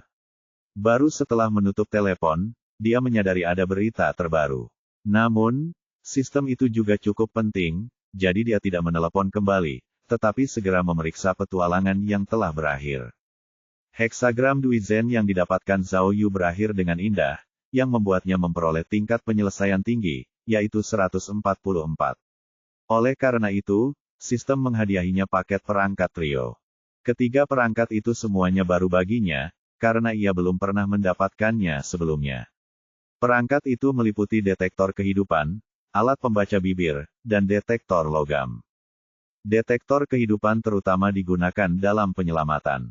Alat ini dapat mendeteksi tanda-tanda kehidupan dalam jarak yang sangat jauh. Alat pembaca bibir, seperti namanya, dapat mengukur isi pembicaraan seseorang berdasarkan gerakan bibir orang tersebut. Sedangkan untuk detektor logam, alat ini jelas digunakan untuk berburu harta karun. Namun, Zhao Yu tidak tertarik dengan hal itu saat ini, karena saat itu sudah lewat tengah malam. Saat ini, dia sangat ingin mendapatkan heksagram baru. Bagaimanapun, Zhao Yu tahu pentingnya heksagram. Saat dia dalam perjalanan ke Nanjiang, jika heksagram itu melibatkan seorang gen, itu berarti dia berada di jalur yang benar. Jika bertentangan dengan ini, dia bisa segera kembali. Pada akhirnya, kerja kerasnya jelas terbayar, karena Zhao Yu memperoleh heksagram permata dui. Ini cukup untuk membuktikan bahwa ia menuju ke arah yang benar. Saya penasaran apakah saya dapat menemukan terobosan di sini. Tepat saat itu, ponsel Zhao Yu berdering lagi. Ternyata Zheng Ke yang meneleponnya. Dia menduga Zheng Ke pasti punya sesuatu yang penting untuk dilaporkan, jadi Zhao Yu segera menjawab teleponnya. Ketua tim, ada sesuatu yang lupa aku beritahukan padamu sebelumnya. Saat Zheng Ke tergagap, Zhao Yu bisa merasakan ada sesuatu yang salah. Ada apa? Zhao Yu bertanya dengan khawatir. Cui Lisu, dia kabur lagi. Katanya dengan tiba-tiba. Apa? Dia kabur? Bagaimana kau bisa membiarkan itu terjadi? Itu tidak benar, dia. Zhao Yu tiba-tiba teringat sesuatu. Bukankah dia membawa pelacak GPS? Bagaimana dia bisa kabur? Jangan bilang, dia entah bagaimana berhasil membuka gelang kaki GPS yang sangat mahal itu. Tidak, GPS-nya masih ada, jadi dia tidak memotong pergelangan kakinya, tapi, dia masih tergagap, karena dia sangat gugup. Memotong pergelangan kakinya. Sial, apa yang kau pikirkan? Cui Lizu sudah kehilangan kedua ibu jarinya, jadi mengapa dia masih memotong pergelangan kakinya? Cepat dan periksa di mana dia berada menurut GPS. Dia tidak mungkin pergi untuk menyelamatkan ayahnya, kan? Tunggu. Saat Zhao Yu masih mengoceh di telepon, dia mengangkat kepalanya dan melihat bahwa Cui Lizu duduk di seberangnya.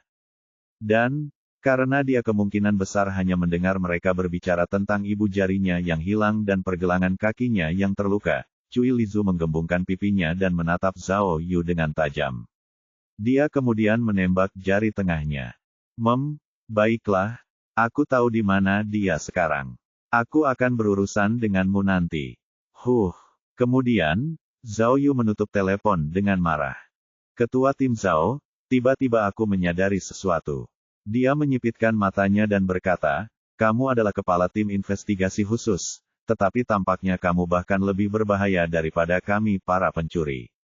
Kamu berbicara tentang satu hal di hadapan orang-orang tertentu, lalu berbicara sebaliknya di belakang mereka kepada orang lain. Ini namanya membalas kejahatan dengan kejahatan. Tapi, Zhu kecil, bagaimana itu membuatku berkhianat? Zhao Yu kemudian bertanya dengan jahat, aku seharusnya mengatakan hal yang sama tentangmu, kan? Lagi pula, aku adalah ketua tim. Tahukah kau apa akibatnya jika tidak mendengarkan perintah?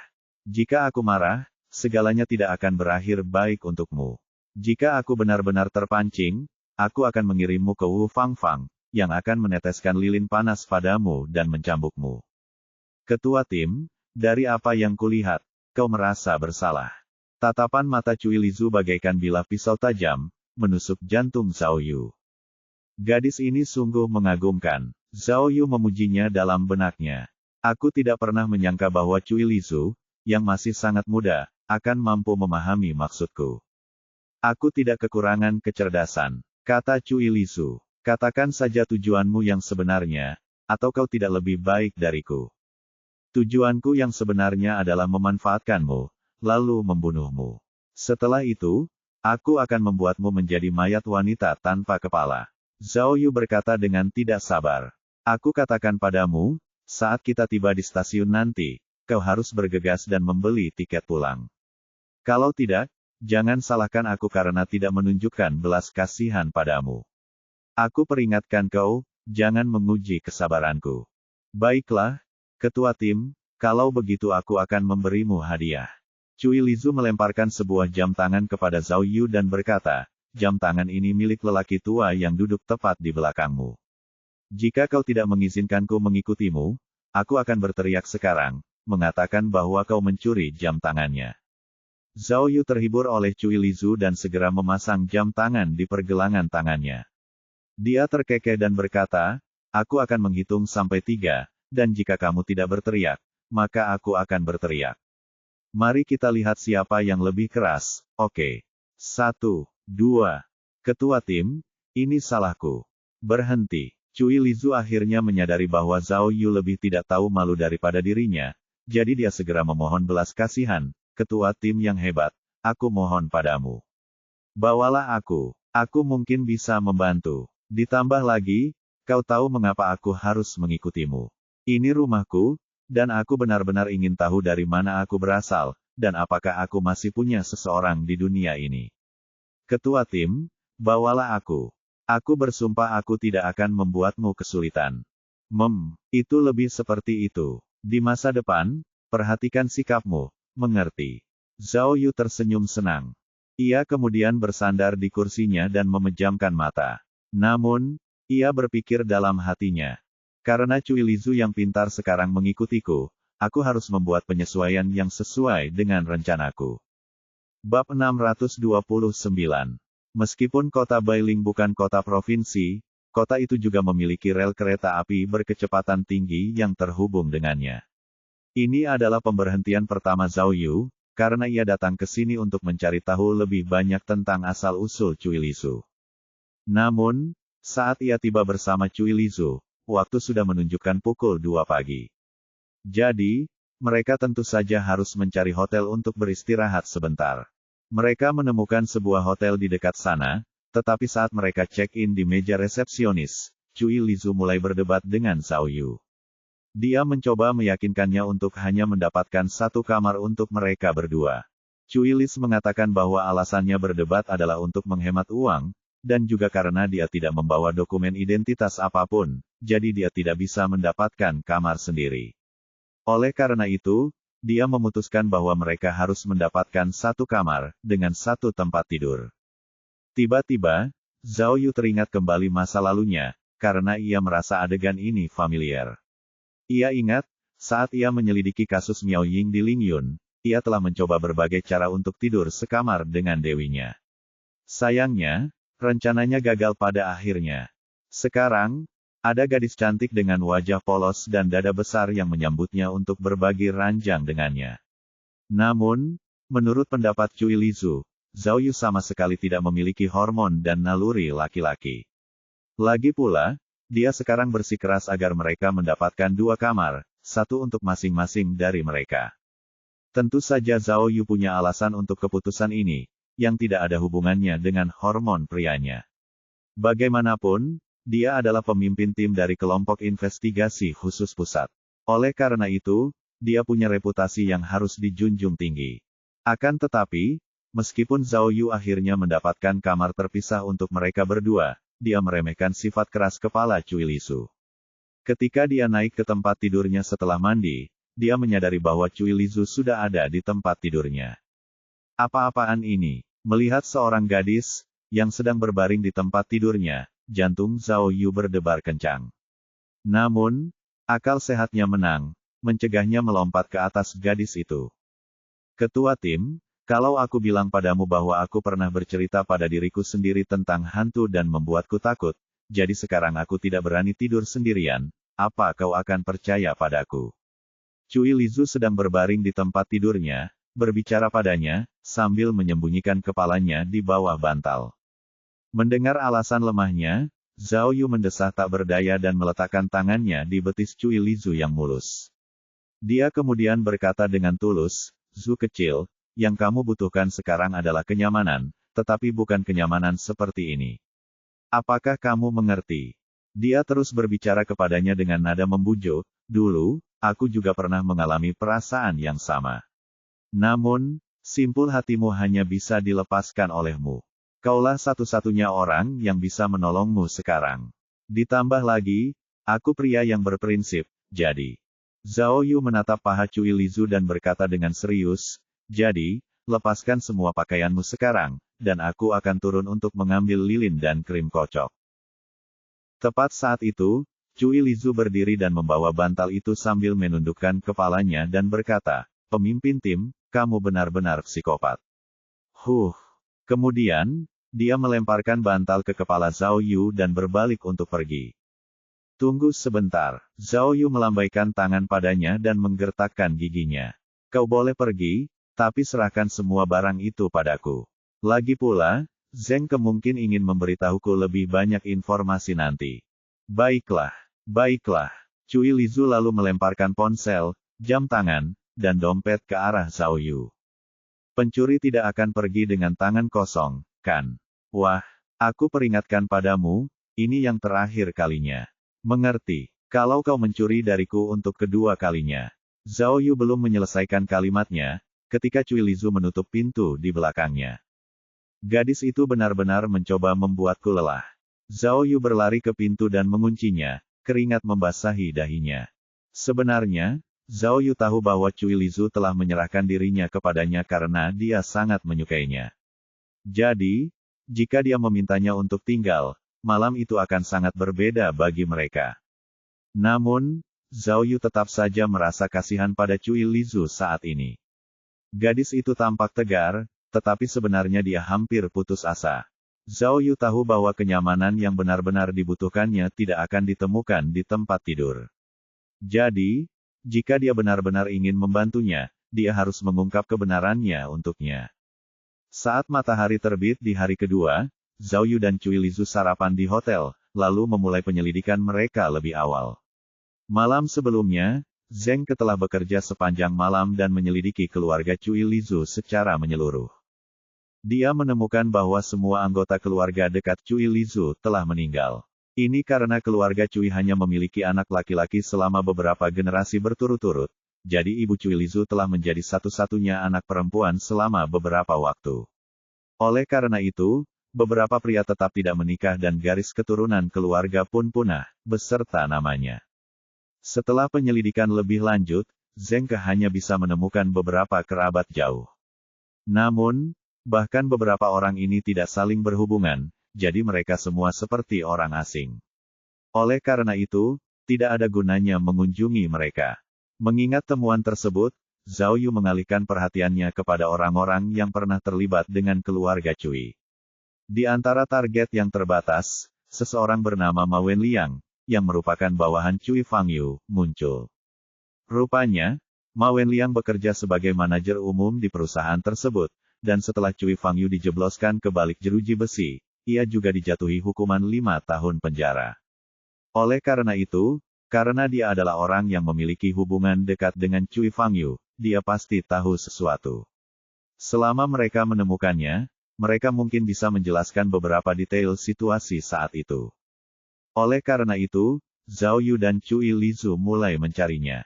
Berdasarkan alamat yang ditemukan Zeng Ke, dia tinggal di sebuah rumah sederhana. Namun, rumah itu sudah lama digadaikan kepada orang lain. Pemilik rumah saat ini mengatakan bahwa Ma Wenliang adalah orang yang tidak melakukan pekerjaan jujur dan suka mengunjungi rumah judi.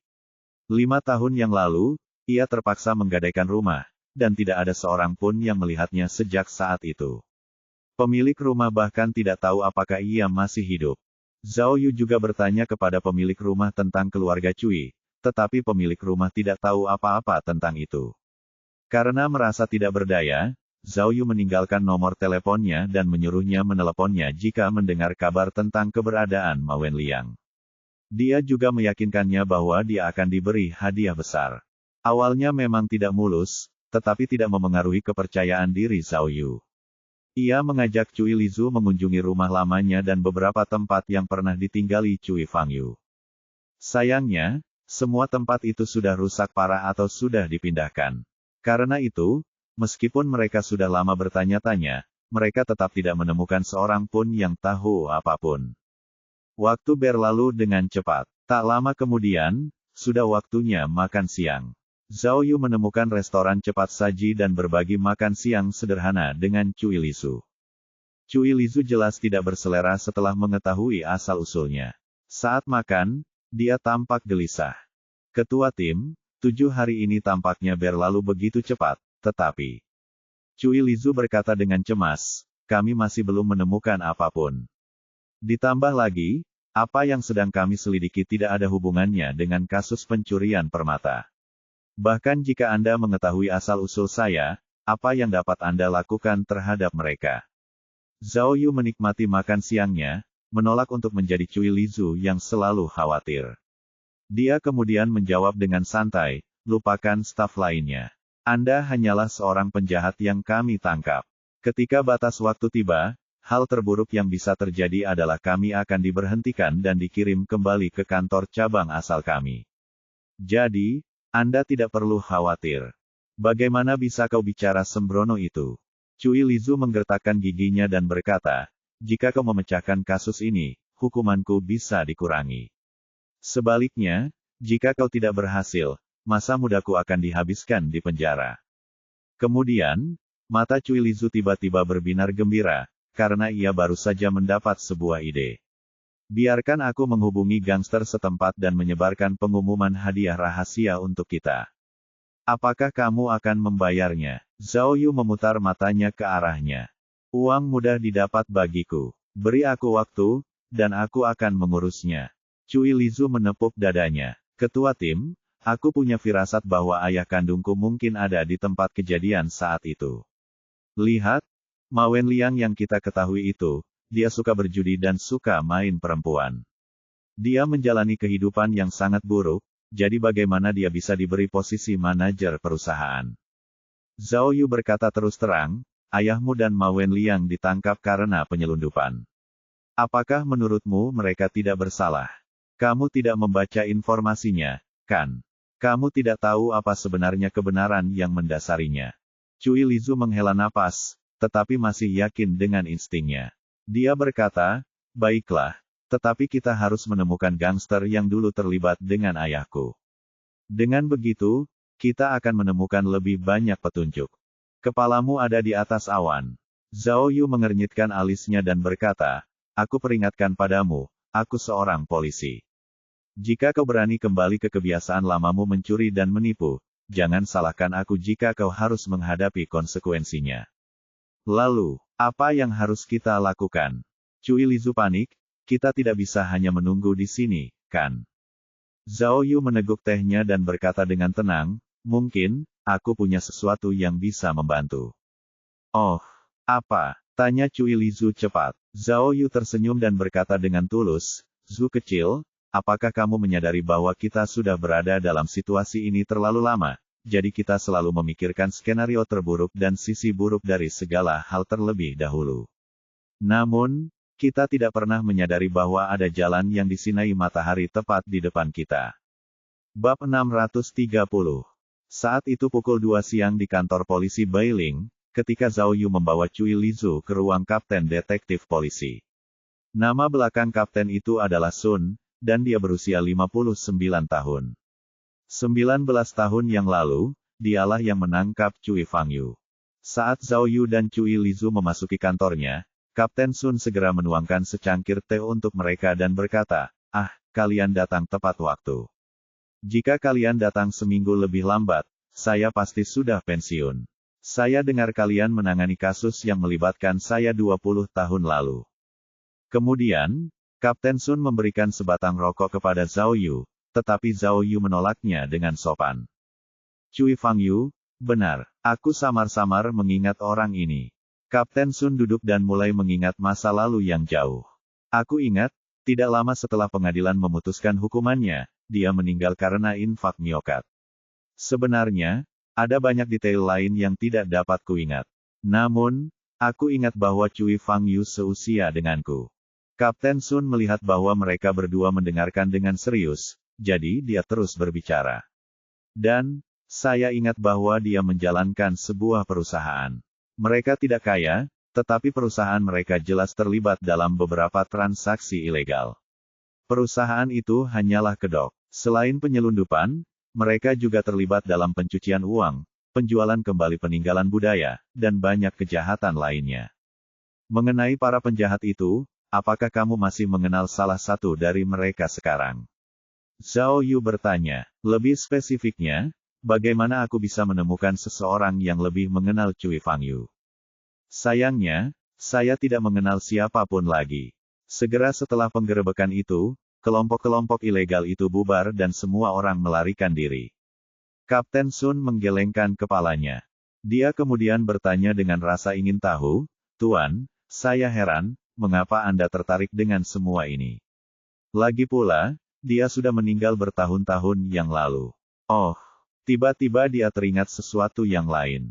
Dulu, karena kematian Cui Fangyu cukup tiba-tiba, para petinggi khawatir bahwa seseorang telah membunuhnya untuk membungkamnya. "Kami juga menyelidikinya." Ia kemudian menambahkan, "Namun, disimpulkan bahwa itu adalah kematian yang tidak disengaja. Meskipun Cui Fangyu masih muda, ia selalu memiliki masalah jantung. Selain itu, geng kriminal tersebut telah diberantas, jadi seharusnya tidak ada situasi di mana seseorang akan mencoba membunuhnya untuk membungkamnya." "Lalu, bagaimana dengan istri dan keluarganya?" Cui Lizu tidak dapat menahan diri untuk bertanya. "Apakah kamu ingat sesuatu?" Detektif polisi tua itu mengernyitkan alisnya sambil berpikir panjang dan keras selama beberapa saat. Kemudian dia menggelengkan kepala dan berkata, "Bagaimana kalau begini? Tunggu di sini sebentar, dan biarkan aku menelepon beberapa orang. Aku akan bertanya kepada beberapa rekan lamaku dan melihat apakah mereka punya informasi." Kemudian, Kapten Sun mulai menelepon mantan rekannya. Pada akhirnya, hanya satu dari rekannya yang mampu memberitahu sesuatu yang berguna. Dia mengatakan kepadanya bahwa ketika Cui Fangyu ditangkap, dia sendirian. Ini berarti istrinya sudah lama meninggal. Mengenai anaknya, tidak ada yang tahu tentang itu. Namun, dengan bantuan Kapten Sun yang terus-menerus, mereka akhirnya dapat mengetahui sesuatu yang terjadi setelah kematian Cui Fangyu. Rupanya saat itu, orang tua Cui Fangyu masih hidup, dan merekalah yang mengurus pemakamannya.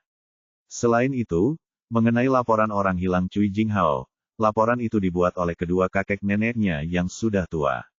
Sayangnya, keduanya meninggal dunia karena masalah kesehatan beberapa tahun kemudian. Saat membantu mereka, Kapten Sun tampak sangat ramah. Dia menggunakan semua sumber dayanya untuk membantu Zhao Yu memeriksa keberadaan Ma Wenliang. Pada akhirnya, mereka menemukan bahwa Ma Wenliang telah ditangkap di kantor polisi setempat setelah terlibat dalam perkelahian. Buku catatan itu bahkan berisi detail kontak dan alamat sementaranya saat itu. Selama mereka bisa menemukan orang ini, mereka pasti bisa menemukan lebih banyak petunjuk. Hal ini membuat semua orang sangat bersemangat. "Terima kasih banyak." Sebelum pergi, Zhao Yu menjabat tangan Kapten Sun dan kedua pria itu dengan senang hati bertukar nomor. Kapten Sun berkata bahwa dia sedang bebas, jadi dia akan dengan senang hati membantu mengumpulkan informasi lebih lanjut. Dia juga berjanji akan memberitahu Zhao Yu dan Cui Lizu kapanpun dia menemukan informasi yang berharga. Mereka mengucapkan terima kasih sekali lagi, lalu meninggalkan kantor polisi. Setelah mereka pergi, Zhao Yu menatap Cui Lizu dan bertanya, bagaimana dengan jalan yang disinai matahari? Kekuatan tim polisi sangat kuat dan jauh lebih baik daripada sumber informasi yang kumuh. Pemimpin tim, apakah Anda menyarankan saya untuk mengambil jalan terang, seperti Anda? Goda Cui Lisu. Saya mendengar beberapa pesan tersembunyi di balik apa yang baru saja Anda katakan. Saya terpaksa mengambil jalan gelap saat itu, tetapi bagaimana dengan Anda? Saya melihat bahwa Anda tahu cukup banyak tentang aturan tempat kumuh itu. Apakah Anda dulunya seorang mata-mata? Hei, jangan menyimpang dari topik. Zhao Yu segera mengeluarkan alamat Ma Wenliang, yang telah disalinnya dari catatan. Ayo kita temukan bajingan ini. Menyelidiki kasus di luar negeri berbeda dengan menyelidikinya di dalam negeri. Salah satu contohnya adalah Zhao Yu tidak punya mobil di sini, jadi dia hanya bisa naik bus umum bersama Cui Lisu. Meskipun mereka berusaha keras mencari tempat tinggal sementara Ma Wenliang, begitu sampai di sana, hasilnya sangat mengecewakan. Ini karena tidak ada seorang pun di tempat tinggal sementara itu. Menurut para tetangga, Ma Wenliang telah tinggal di sana sekitar setahun yang lalu. Jadi, alamat yang ditinggalkannya di kantor polisi jelas merupakan alamat lama yang palsu. Mereka bahkan tidak repot-repot memeriksa nomor teleponnya, karena mereka yakin itu juga palsu. Ini sangat menyedihkan. Dalam perjalanan pulang, Cui Lizu berkata dengan sedih, mencari orang ini menghabiskan banyak waktu dan tenaga.